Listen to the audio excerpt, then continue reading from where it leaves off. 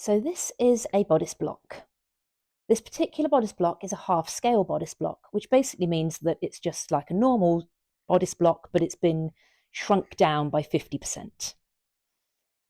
This half scale bodice block is available as a free download as part of the Introduction to Pattern Making course and will allow you to practice all the techniques at half scale, which is really fun and a great way to learn pattern making techniques.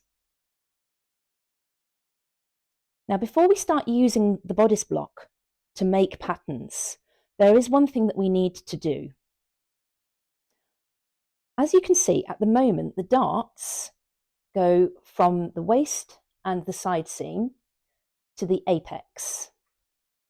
Now, if we were to sew the darts as they are drawn on the bodice, we would end up with a very pointy apex right in the middle where the darts join. Let me show you what I mean. Here we have a bodice block which has been sewn up with the darts at their full length. As you can see, this creates a point where the darts meet, which is quite avant-garde, but not really the most flattering of fits. So generally, before using a bodice block, we like to decrease the dart length. We still need to make sure that we know where our bust apex is because we're going to need that when we start to draft our patterns. Generally, we want to take the darts approximately 2 to 5 centimetres away from the bust apex. This just creates the most attractive, curved, soft contour around the body. I personally like mine to be about 3 to 4 centimetres away. And as you can see on this half scale bodice block, I've done them about 2.5 to 3 centimetres away from the apex.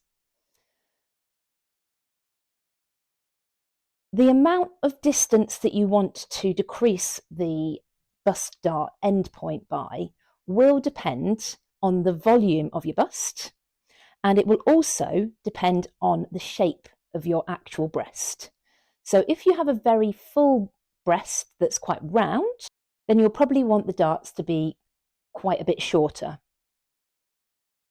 If you have a bust that is maybe a bit flatter, well, then you might want the darts to be slightly longer. If in doubt, I always say, toile it, put it on your body, and see how it feels. As this particular fit is very personal, and only you will know what feels right on your body.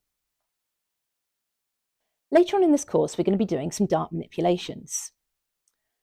With dart manipulations, you move the darts into different places on the bodice block. Remember, when you're pivoting your darts, you always want to pivot from the apex, not from the dart endpoint. Once you've finalised your block, you might want to reduce the dart lengths on your block so that you always have a standard set dart length to follow. However, you must make sure that you always have your apex marked and you always pivot from your apex. It's a good idea, if you haven't already, to draw a line going from your dart endpoint to your apex, going straight through the middle of your dart. And you'll find that really useful when you come to do dart manipulations and pattern drafting later on.